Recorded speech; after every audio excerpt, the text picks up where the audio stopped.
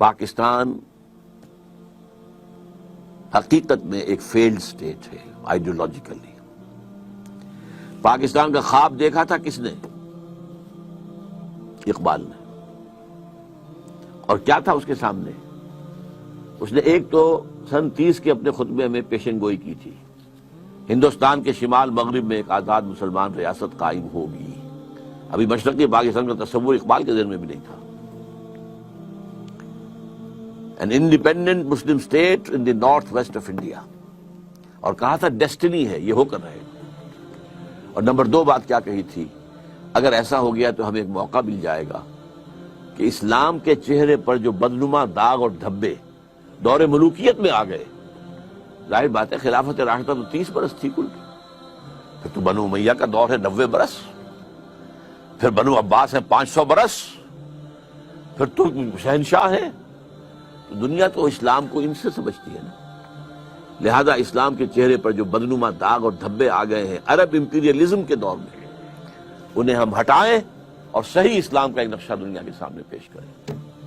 That was the idea which was floated by Allama Iqbal in his presidential address of 30th of December 1930. یہ تھا اصل میں. اور چونکہ قائد اعظم اس وقت میں وہ قائد اعظم تھے بھی نہیں، مسٹر جناح تھے. وہ ہندوستان کے حالات سے انتہائی مایوس ہو کر سیاست سے کنارہ کش ہو کر جا کر ہندوستان میں کوٹھی خرید کر اور لیگل پریکٹس اپنی شروع کر چکے تھے. ورنہ انہوں نے انتہائی کوشش کی تھی کہ ہندو کسی طریقے سے کسی ایسے فارمولے پر ایگری کر جائیں جس سے مسلمانوں کو تحفظ مل سکے آزادی کے بعد، ان کا تشخص برقرار رہے، ان کے سیاسی، معاشرتی، دینی، لسانی حقوق جو ہیں وہ قائم رہے. لیکن یہ کہ ہوا کیا؟ اگرچہ ہندوؤں نے خطاب دیا، ہی از دی ایمبیسڈر آف پیس، یہ سفیر اتحاد ہے محمد علی جناح، لیکن محمد علی جناح پھر مایوس ہو کر جا کر بیٹھے ہیں. تو ایس ایم اکرام صاحب کا نام آپ نے سنا ہوگا. آب کوثر، موج کوثر، روض کوثر، 3 کتابیں ان کی بہت مشہور ہیں. وہ اس وقت پڑھ رہے تھے آکسفورڈ میں. یہ 1930 کا واقعہ میں آپ کو بتا رہا ہوں. وہ آئے ملنے کے لیے. محمد علی جناح صاحب سے انہوں نے کہا، جناح صاحب آپ کیوں ہندوستان چھوڑ آئے؟ مسلمانوں کو آپ کی قیادت کی ضرورت ہے. تو جناح صاحب نے جواب دیا، ہندوز آر انکوریجیبل، ہندو تو ناقابل اصلاح ہے. اور مسلمانوں کا حال یہ ہے کہ ان کا لیڈر جو ہے صبح جو بات مجھ سے کرتا ہے شام تک گورنر کو یا ڈپٹی کمشنر کو بتا دیتا ہے. میں کیا کروں؟ ایسی قوم کی رہنمائی کیسے کروں؟ لیکن علامہ اقبال نے ایک انجیکشن لگایا تھا 1930 کے اپنے خطبے میں، دوسرا انجیکشن 1932 میں جا کر لندن میں لگایا ہے. تیسری گول میز کانفرنس میں شرکت کے لیے علامہ اقبال گئے. محمد علی جناح اس میں شریک نہیں تھے کہ وہ سیاست چھوڑ چکے تھے. لیکن ملاقاتیں ہوئی ہیں اور ملاقاتوں میں یہی آئیڈیل ان کے سامنے رکھا. اور اس کے بعد جو واپس آئے ہیں محمد علی جناح، اور پھر انہوں نے 10 سال 1937 سے لے کر 1947 تک جو اسلام کا راگ الاپا ہے، ہماری تہذیب، ہمارا تمدن، ہمارے قوانین، ہماری معاشرت، ہماری معیشت، ہمارے اصول، ہمارا دستور. کیا پوچھتے ہو مجھ سے دستور کیا ہوگا پاکستان کا؟ پاکستان کا دستور تو 1400 برس پہلے سے طے ہے. یہ جو راگ الاپا ہے، بلکہ میں نے ایک دفعہ استعمال کیا تھا لفظ کہ قوالی گائی ہے اسلام کی. اس پر ہم ایک کتاب مرتب کر کے انشاءاللہ جلدی شائع ہو جائے گی. لیکن لوگ بھول گئے. وہ ایک تقریر جو ہے 11 اگست 1947 کی اس کو تو ایک جملے کو لیے پھرتے ہیں. لیکن یہ کہ پورے 10 برس بلکہ پاکستان بننے کے بعد بھی 1.5 برس جو اور مزید انہیں ملا ہے، جتنی تقریریں انہوں نے کی ہیں اسلام کا نظام، یہاں ہم نے اسلام کا قائم کرنا، یہ تھا رول جس کے لیے پاکستان بنا تھا. We have utterly failed. ظاہر بات ہے پاکستان کی بنیاد نسل پر نہیں ہے، رنگ پر نہیں ہے، زبان پر نہیں ہے. نیشنلزم دنیا میں ان 3 چیزوں کی بنیاد پر ہوتا ہے. یہ تو اس مسلم نیشن ہوڈ، ہم جو ہیں ہم وطن کی بنیاد پر قوم نہیں ہیں، نسل کی بنیاد پر قوم نہیں ہیں، ہم زبان کی بنیاد پر قوم نہیں ہیں، بلکہ ہماری قومیت جو ہے وہ ہمارے دین، ہمارے مذہب کی بنیاد پر ہے. یہی تھا نا جو راگ الاپا تھا. یہ ہے جو رول پاکستان کے لیے تھا، لیکن ہم اس رول کو ختم کر چکے ہیں، بلکہ اس رول کو رول بیک کر چکے ہیں، وہ ختم ہو چکا. اس لیے اگرچہ ابھی اللہ تعالیٰ کی طرف سے بھی کوئی معجزہ رونما ہو سکتا ہے، کبھی بھولی ہوئی منزل بھی یاد آتی ہے انسان کو، شاید کہ کوئی معجزہ ہو جائے، شاید کہ ان جماعتوں کو جو انتخابی الیکشن کے اندر، سیاست کے اندر اس کی دلدل میں پھنس کر رہ گئی ہیں، شاید کہ ہوش آ جائے کہ یہ طریقہ نہیں ہے اسلام کے لیے کام کرنے کا، شاید کہ وہ اس کے لیے ایک عوامی انقلابی تحریک اٹھانے کے لیے تیار ہو جائے، شاید کہہ رہا ہوں، شاید ہو جائے۔ اللہ تعالیٰ کر سکتا ہے، اللہ تعالیٰ دلوں کو بدل سکتا ہے، اللہ تعالیٰ جو ہے لوگوں کے رخ کو تبدیل کر سکتا ہے۔ What is the significance of the ideology of Pakistan? How shall we prepare ourselves for the challenge? اس کے لیے میں نے مفصل تقریریں کی ہوئی ہیں۔ ایک لفظ ہے توبہ، لیکن توبہ دو لیولز پر، ایک انڈیویجول لیول پر توبہ، اے اللہ ہم بھٹک گئے تھے، اللہ ہمیں معاف فرما دے، لیکن اس توبہ کا تقاضا کیا ہے؟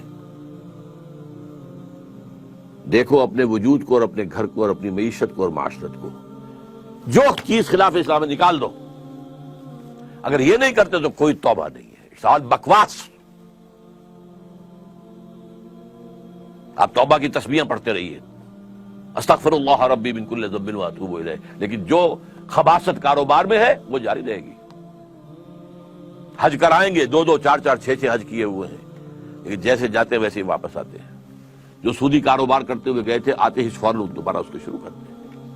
یہ توبہ نہیں ہے۔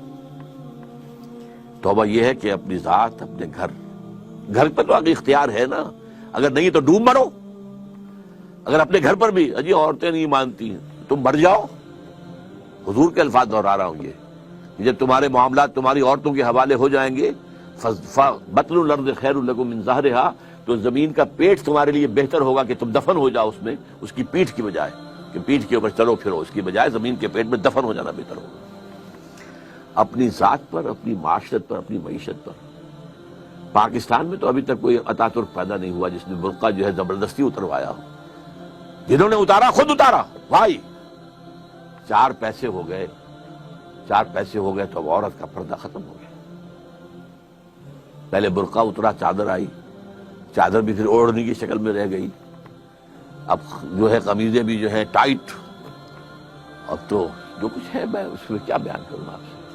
کیا اس لیے پاکستان بنایا تھا؟ ترقی ہوئی ہے اگر تو سرمایہ داری کو، اور ترقی ہوئی ہے اگر تو بے حیائی کو، دو چیزوں میں ترقی ہوئی۔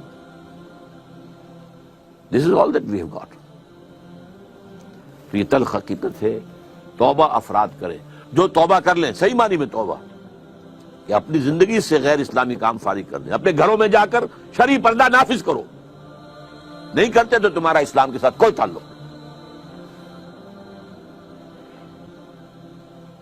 یہ شریعت کس لیے دی گئی تھی؟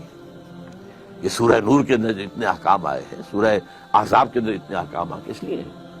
تلاوت کرو اور ثواب لے لو، اللہ اللہ خیر صلی اللہ۔ یہ بینک سے سارا معاملہ کر کے آپ کاروبار چلا رہے ہیں، اپنا بڑھا رہے ہیں، کیا حرام نہیں ہے؟ ہمارے رگ و پے کے اندر حرام شرائط کیے ہوئے۔ تو پہلی بات کیا ہوگی؟ توبہ۔ لیکن توبہ اس عمل کے ساتھ توبہ، اور پھر باہم جڑ جائیں، کسی ایک شخص سے بیعت کریں جس پر اعتماد ہو، جس کے اخلاق پر، جس کے کردار پر، جس کی سیرت پر، جس کی دیانت پر، جس کی سنسیریٹی پر اعتماد ہو۔ بیعت کریں، جو تم حکم دو گے کریں گے۔ ہاں، شریعت کے خلاف کوئی حکم دو گے تو نہیں مانیں گے۔ With in the parameters of the Sharia, جو بھی آپ حکم دیں گے ہم کام کریں گے، مشورے دیں گے ہم، لیکن مشورہ رہے گا۔ یہ نہیں ہے کہ ہم کہیں کہ صاحب ہماری گنتی زیادہ ہے، ہماری بات چلے گی، آپ کون ہوتے ہیں امیر صاحب، آپ گھر بیٹھے۔ نہیں، یہ مغربی جمہوریت ہے، یہ اسلامی جمہوریت نہیں ہے۔ یہ تو ہے عوام کے کرنے کا کام، کہ ایک انقلابی جد و جہد کے لیے انقلابی جماعت بنائے۔ ہم نے اللہ کے فضل سے بنائی ہے، نیو رکھتی ہے، بنیادیں ہیں، اب کچھ تھوڑی تھوڑی تعمیر بھی اوپر ہو رہی ہے۔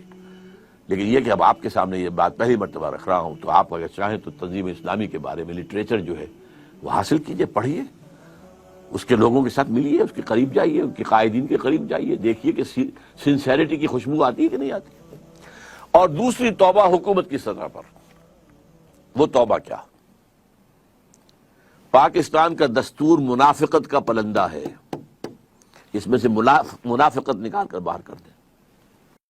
دین کی بات پھیلانا صدقہ جاریہ ہے، ثواب کی نیت سے ویڈیو کو شیئر ضرور کیجیے۔ جزاک اللہ۔